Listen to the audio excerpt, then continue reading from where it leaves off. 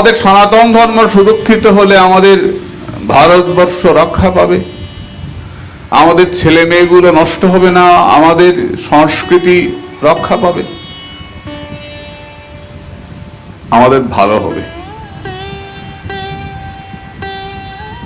তোমাকে টাকা দেব, তোমাকে টিন দেব, তোমাকে চাল দেব, এসব লোভ দেখাচ্ছে।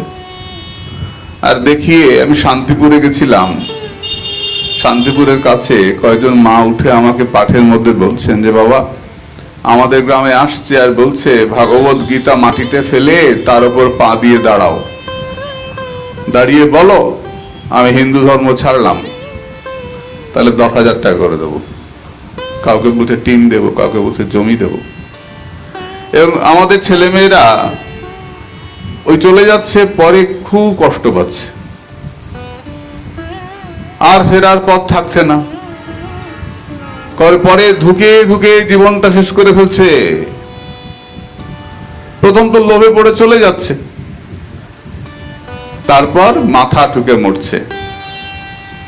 আমাদের সনাতন ধর্ম এত পবিত্র ধর্ম, যে ধর্ম স্বাধীন, তোমাকে একটাই বারবার করতে হবে তা নয়। যে ধর্মে বৈচিত্র্য আছে, যে ধর্মে আনন্দ আছে, সেই ধর্মের নাম সনাতন ধর্ম।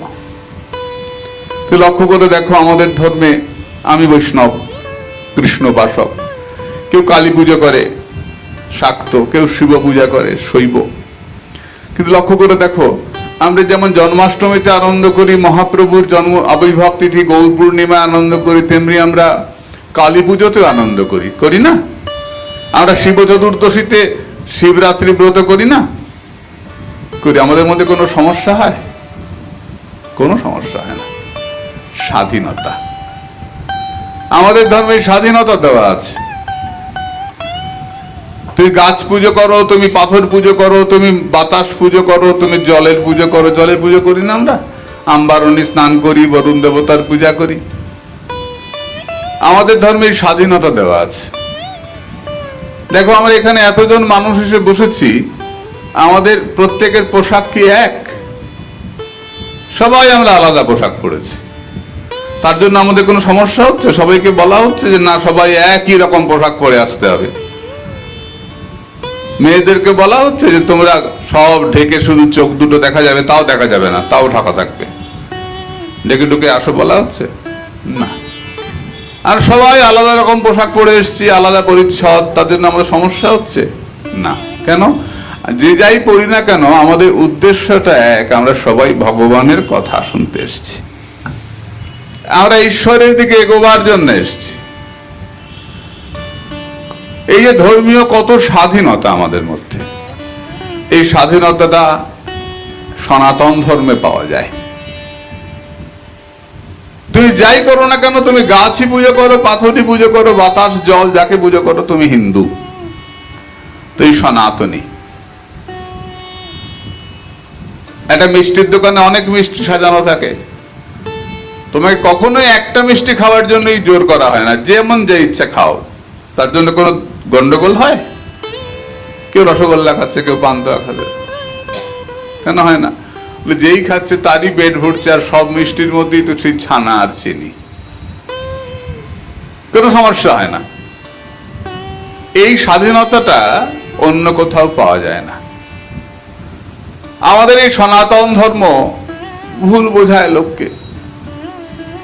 সনাতন ধর্ম কবে থেকে এসছে লোকে ভুল বোঝায়, বিধর্মীরা মানুষকে ভুল বোঝায়। সনাতন ধর্ম কবে থেকে এসছে কি জানো তোমরা? কি তার মূল এটা জানো? এমনি করে বোঝায়। এই সনাতন ধর্ম মানুষকে ভুল থেকে ঠিকের পথ দিয়ে দেয়। এটা খুব বড় পুরনো বট গাছ।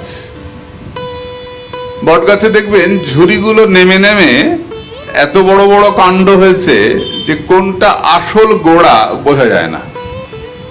মূল কাণ্ড কোনটা, বহু পুরনো বট গাছে দেখবেন মূল কাণ্ড কোনটা বোঝা যায় না, সব গুড়িগুলি বড় বড় বিরাট বিরাট কাণ্ড, ঝুড়ি নেমে নেমে হয়েছে। এই সনাতন ধর্ম এত পুরনো, এত মনি ঋষির উপলব্ধির ফসল, সাধনার ফসল, অনুভূতির ফসল। এর মূল কোথায় খুঁজে পাওয়া যায় না।